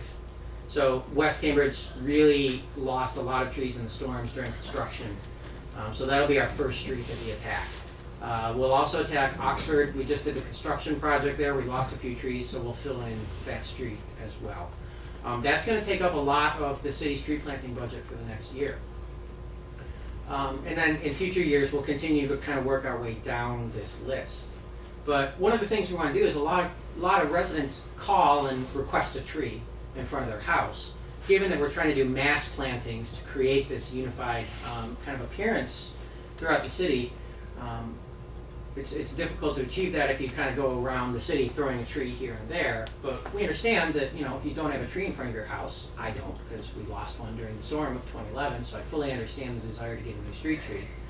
We're going to offer a cooperative tree purchase program, where basically a resident will pay $125 towards the cost of the tree, and then the city will cover the remaining cost, $150 to $200 typically, depending on the type of tree and its availability. And then we'll plant that tree according to the species called out for wherever your street is in the tree manual. I'm confident that we've selected a list of great trees that are the right trees for the city. So we'll be opening this up to residents. We'll be publicizing this in the Ridger. Basically, if you want a street tree, come in, write us a check. We'll plant a tree for you in the spring. And that's it. So I'd be happy to answer any questions you have about the tree manual. It's in your packet. We'll be making available for review on the website as a standalone document. So the ask tonight is for City Commission approval of the tree planting manual. Any questions for Jim? Sure. Question for Jim. Jim, you mentioned the streets we want to try to keep a homogeneous grouping of trees where we can, just to create that atmosphere. However, when you have these invasive species that come in or what have you, they wipe out a whole street. Would it be prudent maybe, or did you consider at all mixing two types? That way they wouldn't all be wiped out, or is it that we have enough other types of trees on the street now that if all those were wiped out, there'd be enough remaining? You know, you wouldn't lose everything. This is you can't put two types of tree and create that effect. It really doesn't work. For all the great streets in the world, it's one tree. And you know, Unter den Linden in Berlin, it's linden. It's all one type of linden. In New York, they have a lot of honey locust and they have a lot of London plane trees that they plant. It's all that one tree. If you go to two trees, you don't get that effect. So at that point, you might as well plant 10. So really, it is like if you're going for that aesthetic beauty, you have to just plant the one type of tree. And yeah, you know, we do open ourselves up that 1 or 2 or 3 streets might lose all their trees, but that's a balancing act versus creating that real beauty over time that, you know, gives you that last 20% of wow factor. Okay, thank you.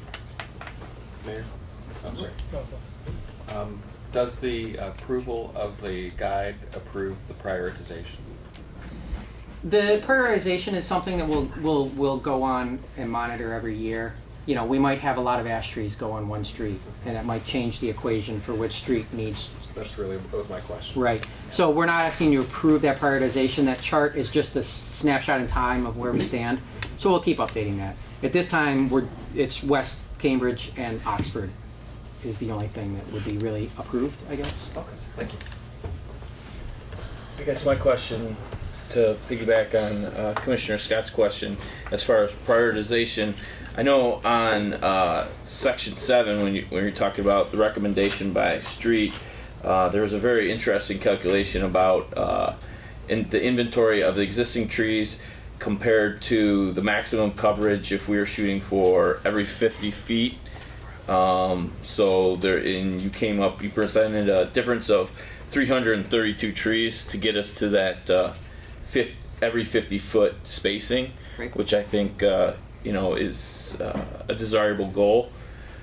I guess my question in relation to the prioritization is if those 332 extra tree spots that we want to kind of fill in to achieve that, if we're in 2015-16 just concentrating on Oxford and West Cambridge, I mean, what is your forecasting as far as how long it's going to take us to get that 332 trees in the ground to achieve that every 50-foot ratio? Yeah, I mean, it'll take a while. I mean, this is going to be a 10-year thing, probably. That'd be my best guess. Because there's going to be attrition. So we've got that 350 trees right now that we've got to fill in our tree canopy. Trees are going to die every year. You know, road construction projects take out a lot of trees just because you can't save all of them when you're doing a construction project. And then trees just die. You know, we lose 5 or 10 trees every year because it's hard being a street tree. So, yeah, when you add kind of all of those in and what we budget and what we can afford, it'll probably be 10 years. You know what? The resident cooperative street tree planting program, that's a way that we might stretch our dollars. It's also a way, one of the benefits of that is, we get a lot of people who request a street tree and we've planted it in the past and then they don't water it. Take care of it. So the cooperative purchase, it's a way of hopefully prioritizing, residents who are really motivated, who really want a tree. If you're going to pay $125 for that tree, you got skin in the game, you'll maintain it. I'm getting off topic there to not answer your question, but I thought that was an important point. So yeah, 10 years. So for the first kind of initial purchase, we're looking at Oxford, West Cambridge. Just an estimate, how many trees is that you thinking for those two streets? That's probably about 50 trees. Okay. Just because West Cambridge is so denuded. Okay. And just to your point about healthy trees and attrition, this tree manual or our tree plan does not at any time involve taking down healthy trees to achieve some sort of unanimity on the street. No. So this will be strictly when the tree is reached the end of its lifespan, it'll be dealt and then replaced. I am not a madman. Okay. I don't want to be out there cutting down trees. Right. No, I just wanted to, let our residents know that we're not going after healthy trees. This is something that over time will be accomplished. Yes, that's a good point. And to segue into Indiana, I know we've all kind of witnessed the tragedy, I guess, that has happening over there. Every spring it seems like the blossoms get less and less. I remember when I first moved into this community, that was one of the surprises of the spring, was just that that canopy cathedral look that Indiana really provided driving down. It's really devastating to see that kind of wilt away over time. I know we've identified the Coosa dogwood and the serviceberry. You touched on it in your presentation. Do you forecast that specific locale as being somewhere where maybe we remove trees to plant trees? Indiana would be, yes. Yeah, because the trees are scraping along. They never really die, but we know they don't look great. So yes, that is something that we're going to have to prioritize. Honestly, it's probably a year because every year is different. If there's a year where we just don't have a lot of other removals, maybe then we'll start to chip away at Indiana, when we have that. Because it is going to require removal and planting, so that really more than doubles the cost, to replace those trees, rather than where we've got holes. So yeah, that's something that we'll work towards, I think, as we can. And there's no danger if we start planting the replacement trees that the fungus will affect those species. I mean, that's something that we're not in danger of, jumping back into the fire on that. Right. As far as I know, no. Okay. We did have 2 arborists who reviewed this document for me. They didn't mention that. Yeah. But I mean, yes, that's something we definitely double check that before we plant a new tree, that we don't get the same problems. Okay. And I know this Coosa dogwood and the serviceberry, they're fruit, or not fruit, but flowering blossom trees. So in the springtime, we will still get that similar effect along Indiana. That's a big reason why we picked those 2. Well, thank you for that consideration, because like I said, I mean, I know for this community that, that was really a special tree there along Indiana. So I guess I just want to thank you. I know maybe some of our residents saw you. I know I saw you, and I know the rest of the staff was out diligently, every house, inventorying, categorizing, and it was something that, I know you mentioned took over 6 months to compile this document. I'm really grateful for that. I think the last one being 2003, 12 years, it's definitely time, to re-examine our inventory of trees because of all the reasons you mentioned. So I want to thank you for that. The one thing, and I know we exchanged emails today on a review period potentially for this document for our residents to look over before this commission approves it. I was really glad for appreciated that Commissioner Scott, that we got some clarification on, this isn't exactly the prioritization document that we're voting on, and this is how we're going to plant, every tree for the next 15 years. But I would like to offer the residents opportunity to review before this board votes on it. I don't know how the rest of the commissioners feel, but I think it's worth, if this is going to be our kind of game plan for trees, that we offer the residents an opportunity to look it over. Mayor, when would we start planting? In the spring. So if we took a month, it doesn't really. No, it wouldn't back up. I have no problem taking a month. We need to get our order in. The nurseries start to fill up with their orders for the spring, so in order to get the pricing and everything and the availability of trees we need, we really can't wait past December on this. I mean, we can order the trees according to this anyways, but I'd rather wait till this is approved. The other, I guess, concern I have is, this really is a technical document, and the selections of the trees by each street were very carefully considered according to a number of factors, and just it's a jigsaw puzzle to get the diversity numbers to kind of work out in the long run over time. So my only concern, a caveat I guess I'd offer with waiting a month, is that I wouldn't want it to be understood or thought that we were somehow asking for resident input on what trees were proposed for their street, because if resident A says, well, I want oaks, and then we change that street to Oaks, and we take Oaks away from another street, or, whatever.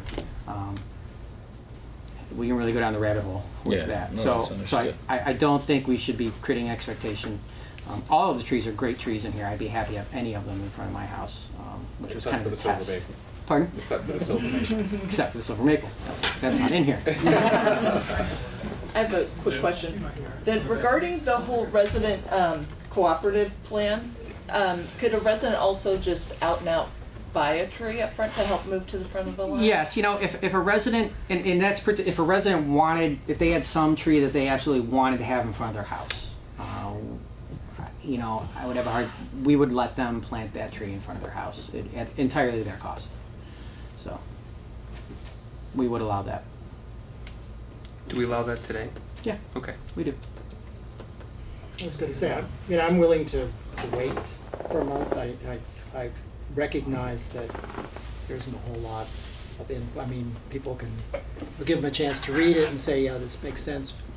I would like to make an editorial comment that I don't think a lot of the Sylvan residents think so highly of lindens as you do. Oh, really? Certainly not the lindens in front of our houses, just because they just drop stuff all year long. But it looks like we got lindens, right?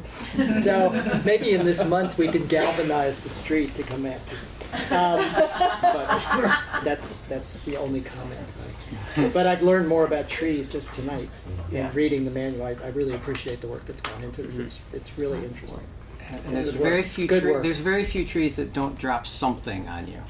Yeah, well, not as much as these do.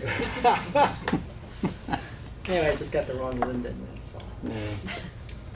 Mayor, a question to Commissioner Krzyjak. Is there a particular form that you would like that input to? Is there something you'd like us to prescribe?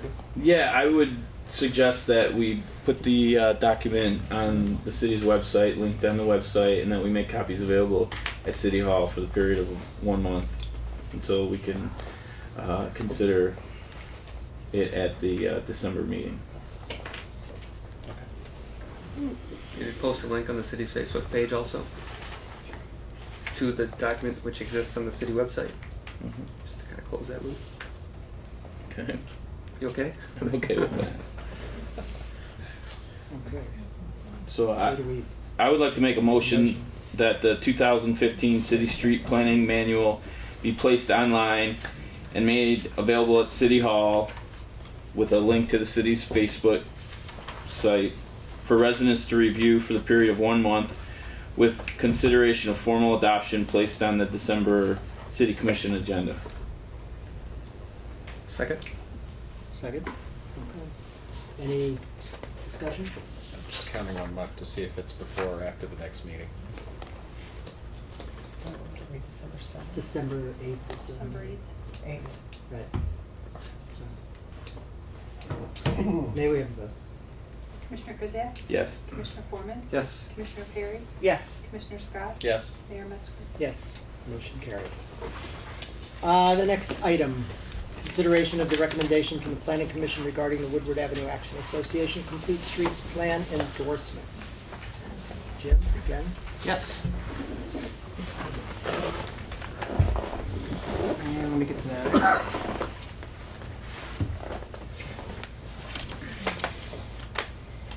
The Woodward Avenue Action Association, of which the City of Pleasant Ridge is a member, has been working on a complete streets plan for Woodward for quite some time now.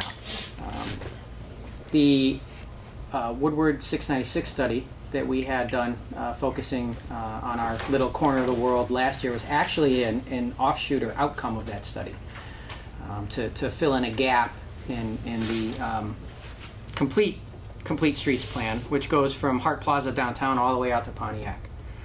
At this time, the plan has been completed. It's been adopted by the WA3 board, and at this time the WA3 is asking for endorsement of the plan by the local communities along Woodward. This is not adoption of the plan, it's merely us endorsing the plan as it exists. You remember that we did adopt a complete streets ordinance a few months ago, and that ordinance calls for the city to create our own complete streets plan. It'll be a three-legged stool, the Woodward 696 study, which goes from really Oakland Park up to the North City boundary and beyond to the north end of the Woodward Underpass, or ditch as we lovingly call it. And the second leg of the stool is the complete streets plan for the entire Woodward corridor. For us, it'll really impact the area south of Oakland Park and Sylvan, but it'll also impact kind of what we want to do long-term along the frontage of the east side of Woodward. And then the third one will be a local streets for all of our local streets, Ridge, and all the other residential streets in town for how we can do traffic calming and complete streets on that. A little bit of a different focus. So we will be bringing this back for formal adoption at that time as our complete streets, one of the components of our complete streets plan. At this time, we're merely asking to endorse the plan. A copy of the plan was included in your packets. I'd be happy to talk about anything in there, and I have some pictures I can put up if I need to, but I don't think it's anything. We've talked about this stuff a lot, so I don't want to belabor the point. So Thank you. I'll take my lead for you. Are there any questions for Jim? Thank you, Mayor. I would just ask: is this document is at the WA3 website available for citizens to review, look at? I think so. Yeah. Is it? No. No, it's not. Okay. But we can make that available. Yeah. We can put it on our website. Yeah, Put it have a on link. Pleasant Ridge. I can make it available for you guys to put on your website. Our website at this time, I don't believe we'll be putting it on there. Okay. But I think it's in a the fabulous. Yeah, it's in the packet. We're looking at it right now. I think it's a fabulous document. I think it really does a great job of segmenting the various communities along Woodward, but also the different street conditions along Woodward. And we have our very own page dedicated to Pleasant Ridge and what potentially it could look like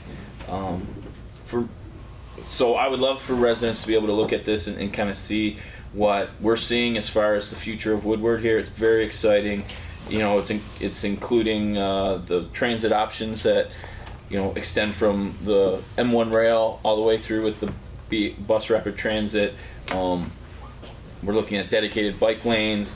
We're looking at a lot of pedestrian accommodations. So this document I really would love for our residents to be able to look at and think about the changes that are in store potentially for this corridor, the entire corridor. So. Any other comments? Okay, may I have a motion to approve the resolution? Or endorse the resolution? The endorsement? Mayor, I move the resolution regarding the Woodward Avenue Action Association Complete Streets Plan endorsement be approved. Is there support? Support. Any other discussion? May we have a vote? Commissioner Terry? Yes. Commissioner Scott? Yes. Commissioner Foreman? Yes. Commissioner Kuziak? Yes. Mayor Metzger? Yes, motion is approved. Okay. Next item is the update regarding the Woodward Main Street 696 traffic study. Jim. I have a short PowerPoint on this, so can you hit the lights, please? This will be quick. This is actual data. So we've done some tests, we're making progress, and we have something to report. So as you all recall, the barrels were out, and the corner was constrained, and some people tolerated it, and some people really didn't like the corner, but we'll talk about that in a minute. We got the preliminary report from the traffic engineer today, in fact. So this presentation is a little bit different than what was in the packets, updated with the latest data. There were similar traffic volumes before and during the test, and this is on Main Street at Woodward, where Woodward bends off on the main. So similar traffic volume shows that there's no diversion of traffic. People continue to use this segment of road in the same volumes. No cycle failures. That's a fancy traffic engineer way of saying that everybody got through the light every time there was a signal cycle. So that was a major point of potential impact for constraining that corner. Didn't have any change on the level of service of the intersection. It functioned at level of service B, which really level of service B for an intersection in this part of the world is gold. Most level of services are at D or E around. So having level of service B is really great. So there's stable traffic flow with very slight delays due to the test. So basically the conclusions, there's very little impact of the lane reduction. Operations remain at a good level of service. There was a definite improvement in non-motorized conditions. You know, people say, well, why, one of the criticisms we hear is, why are you doing this? Nobody ever walks there. There were observed pedestrians out using the crossing during the data gathering. And there was a merging issue. We know that the people still continue to cut over at the last minute through, I don't know why they call it this, it's called the gore, which is that little painted area. The gore. People continue to cut and drive through that to try to cut into the line, and that was really the one thing that was a problem. We know that's a problem. So that's something that we can address at the permanent design phase if we move forward with trying to make any kind of improvements permanent at that intersection. In terms of safety, this is where we really start to see the impact. So this is a northbound speed distribution, which was the baseline condition. So you'll see that the most common speed is 29 miles an hour. It's a fairly normal distribution, skewed a little bit towards the fast end. Where was this taken? This was taken there's a sign on the east side of the road. It's a two-post sign. So it's taken basically 50 feet north of the curve. Got it. Good question. After you round the curve. After you round the curve. So this is on Main Street. So this really captures the speed that cars are coming around that bend. During the test, there was a definite reduction of speeds through there. And so this shows the two curves on top of each other. And what it shows you, just by counting, is 1, 2, 3, 4, about 4 miles an hour difference. And in fact, the average speed at the baseline was 30 miles an hour. The 85th percentile speed was 33 miles an hour. And those were reduced to 26 and 30. The maximum was 57 miles an hour. If I said you can drive around that corner at 60 miles an hour, we were almost right. Just by going by gut. And the maximum speed was 48 miles an hour, which is still pretty aggressive for the barrels that were out there. So what does that mean? You know, that means it seems like 4 miles an hour might not be that big of a deal, but it really is. Primary pedestrian injury classification, if you overlay those on the chart, if you're above 30 miles an hour, most of your accidents are fatal if you get hit by a car at that speed. Between 20 and 30 miles an hour, most of your accidents are severe but not fatal. And if you're hit at 20 miles an hour or less, most of your injuries are slight. And that's why, you know, school zones are 20, 25 miles an hour. So the shifting of the curves, you can really see there's a big percentage of the cars coming around that curve in the baseline situation that if they hit somebody, it's fatal. Whereas under the adjusted test speeds, there's not nearly as many. You really start to get out in the fat tail of the distribution here. And most of the car speeds coming around that corner are in the mostly severe, edging even more down towards the lower end of that speed category. If you look at it a different way, chance of pedestrian death at 20 miles an hour is less than 5%. At 30 miles an hour, it's 45%, and then that jumps to 85% up at 40 miles an hour. So, you know, this is just another way of showing that this 4 miles an hour makes a big difference in where the distribution falls on these safety metrics. Switching, just because we're doing it right now, you've probably seen the planters and the bollards that we have out in the middle of Ridge Road in front of Roosevelt School. Another traffic calming measure we're trying, and this is because Ridge Road has the highest daily traffic volume of any road not called Woodward in Pleasant Ridge. It also has the highest measured speeds of all of the streets we've surveyed in town so far. There, the 85th percentile speed is 32 miles an hour, and the average is 28 miles an hour. So cars are going as fast on Ridge as they are around that corner off of Woodward. And right now, 82% of cars are speeding. And of course, it's a school zone. It's right in front of the school. So the baseline condition on Ridge is we have 13-foot wide travel lanes. On 696, they're 12 feet wide. So you can drive 80 miles an hour in a 12-foot wide lane. Imagine what you can do in a 13-foot wide lane. There's a demonstrated correlation between excessive lane width and higher travel speeds. And for a 25-mile-an-hour road, 9 to 10-foot wide lanes are more than ample. The widest car you can buy is less than 7 feet wide. And trucks, large trucks, can fit down a 10-foot wide lane without any problem. The test we had where we gathered this data was with 10.5-foot wide lanes. So it wasn't even as narrow of lanes as you could have when we were collecting this test speed data. After we collected this data, we narrowed them further. You might have noticed we widened the bollards out a little bit more to constrict it, and we're collecting data on that right now as well, just to see. So here, the speed distribution baseline, it's again, the mode is at 29 miles an hour. The distribution is skewed a little bit towards the faster side of things. During the test, we didn't see a huge decrease, but we did see some decrease with the mode going down to 28 miles an hour. But here, the distribution skews to the slower end. So again, there's a difference. And the average speed went from 29.5 to 26.8. 85th percentile was down 2 miles an hour from 32.9 to 30.8. So the test made a difference. Not enough, and we'll probably see more of a reduction in speed when we collect the data on the narrower lanes. This is maybe a little bit more, but percent of people speeding dropped from 86.5 down to 67, so basically down to 2/3. Wow. The percentage of people going over 30 miles an hour went from nearly half to about a quarter. And then the percentage over 35 miles an hour went from 8.5 to 4%. So that's where you get a big impact. The cars that are going really fast are the ones that you really notice. So again, on our injury classification, really right now we're moving traffic speeds into the mostly severe, out of the mostly fatal. We're shifting the distribution a little bit. We have kids crossing, so that's important. And again, we're making progress with this and calming traffic in front of the school in the right direction. So we'll continue to monitor that, and we'll see what the wider lanes do. So Jim, with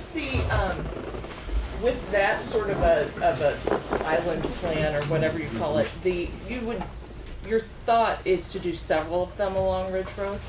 It's difficult to do mid-block crossings elsewhere on Ridge. We've looked and we've studied to see where else we could fit them. But on other parts of Ridge, you get a lot of driveway and intersection impacts because the streets that intersect on Ridge, Elm Park is the only one that intersects at a four-way. The rest of them come in staggered. So in order to design and fit a mid-block crossing, it gets difficult. And then you also have driveways. So if you start to put these, it'll impact where driveways and people getting out of their driveways, and that becomes difficult. So it's actually, for the mid-block crossings, harder to fit those in. There's other things we can do and that we'll be looking at doing. We might do edge striping to visually narrow the street. You won't have the physical barrier in the middle that really causes you to slow down, but edge striping does slow traffic, create some de facto bike lanes, at least some protected space for bicyclists. They're not wide enough to be called true bike lanes, but there's some other things that I think we'll be testing out elsewhere along Ridge. That's cool. Yeah. Mr. Mayor? Yeah. Jim, you mentioned Elm Park. Since it is a kind of a four-way intersection, would you look at putting something similar there in the center of the intersection where you have to navigate around it? You could do a mini roundabout. We can't use that word. That's a bad word. Roundabout? Yeah. Roundabout. A mini roundabout, it's lower intensity. It's not, the formal one where you have to go in a circle around it. It's really something to just make people stand up, take notice, slow down because you have to do something instead of just hitting the gas as hard as you can because you're going straight. Mm-hmm. We might try something like that at that intersection. It wouldn't be too obtrusive, but that's something that we have been looking at testing. Cool. Thank you. So next steps, I guess, on this. Next steps would be to work with MDOT on the Woodward 696 study to see what's possible, what the process is, what they'd accept. It's easy for MDOT to say, yeah, cool, put some barrels out, and paint. We'll see what they're willing to accept in terms of if we want to propose a permanent design intervention at that corner. Ridge Road is easier. Constructing mid-block crossing is entirely our decision because it's entirely our road. So that's one that we could do. We just have to get costs and see if we want to do it during the budget process. Was there anything that went on with the service drive? Did they look at anything? There's really no impact on the service drive. Right. Yeah, cutting that one lane. They did look at that as well, and it really wasn't even enough to comment on it. Everything was fine with that. Cool. Anything else? Okay, thanks. Now we get to go to the city manager's report. What else you guys? I mentioned What local else you got? streets. One of the things we're planning on potentially doing with local streets is we hear people talk about how, you know, traffic on my street is too fast. We're working on the local street calming manual. Once we get that in place, that really has a menu of things you can do to slow traffic down or calm traffic on our local streets. We'd probably do a similar process as this. If residents on a street requested something, you know, we have baseline data on speeds for a lot of our more heavily traveled streets, but if we got reports from those streets or other streets, we could do the test. We can put these same kind of things out and test solutions or interventions, see what they do for traffic on that street. Great. So we'll be making this something that we can look at doing on our non-Ridge, non-Woodward streets as well in the future. So stay tuned on that. We'll be working on that over the coming years, I guess. But we will be rolling that out. And you'll never consider parking on both sides of the street? Absolutely, we'll consider that. Okay, all right. It's the cheapest and easiest thing you can do. Again, that's a choice, so we'd make it available to people who requested Okay, it. thank you. Yes. Other items, I don't have many, I'll be fast. Anyone at home, we are going to have some people rolling off of the Planning Commission after December, so we will be looking for new planning commissioners. We always have our boards and commissions application available on the website. It's on the left-hand side near the bottom, so please, if you're interested in being on the Planning Commission, get an application in because we'll be reviewing candidates to fill some open slots soon. The dog town hall that we've been talking about the past few months. If you're playing commission meeting bingo and you hadn't heard dogs, there you go. That town hall will be on Tuesday, January 19, 2016. We're starting to book up 2016 now, hard to believe. But we'll be pushing out some information about that. We'll be pushing out some information about the options before that meeting. So mark that down on your calendar if you've been following the dog item. And that's all I have tonight. Okay. Any? Last item, other business. Mr. Mayor? Sorry, please. A few items.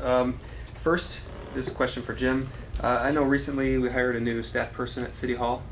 I wonder if we could perhaps have him attend maybe our next City Commission meeting, just so if we haven't seen him already, we can kind of put a name and face together. Maybe. Something to think about. Next, the last meeting we presented the Beautification Awards. I realized I forgot something that I wanted to mention, and at the end of that presentation I forgot to name the members of the group. So obviously I was one of those. Priscilla Egan was one, Kathy Gillis, Jennifer Kieber, Dave Laidlaw, Jean Russell, and Jan Troiter. So again, thank you to them for their contributions to this and helping to recognize the members of our community that make it so beautiful. Finally, the Maplefield sidewalk repairs that took place. Everyone may not be aware of these. The sidewalk flags, many of them were replaced in the past couple of months. Then afterward, some grinding took place on the flags that weren't replaced, that were lifted and such. It was kind of a two-step process, a coarse blade and then a fine blade, and now they look pretty nice. I was, like you were probably, Jim, familiar with every single tripping hazard on that street, and I tripped on almost probably every single one multiple times, and now when you walk on it, there's really nothing to complain about. It's very nice. It's kind of similar to what we have seen on Poplar Park and Helm Park several years ago. So just if folks hadn't seen that or realized that, might want to go take an extra walk on Maplefield and just really appreciate that. That's our tax dollars at work. That's from the general operating millage, the sidewalk maintenance program. That's what allowed us to do that. So I don't know if you had anything to add, Jim, but I really wanted to thank you for your construction of that sidewalk maintenance program, and the execution of it this year is great. So it sounds like from our conversation we have that type of treatment to look forward to on other streets throughout the city moving forward, if not that quality, maybe even better. Yep. It's a big problem, and we'll start eating the elephant one street at a time. So we'll continue to do that on a year-by-year basis as we have the resources to do. So. Yeah, very pleased with it, though. Thank you again. Yes, one quick one. I neglected to mention that I believe we have one open position on the Historical Commission at the beginning of next year. So any interested parties in joining the Historical Commission, please contact the city. It's a great opportunity to participate with the city. Thank you. Just really quickly, the book club title for November is The Story of Edward Edgar Sawtell by David Robluski. And we'll be meeting the last Monday of this month, November 30th at 7 o'clock in the community center. As always, feel free if you're interested in the book, if you're interested in talking about books. We're actually trying to devise our reading list for next year. So if you have any suggestions, please contact me via email at my city email address, and we'll consider your book for inclusion in 2016. So thank you. Nothing.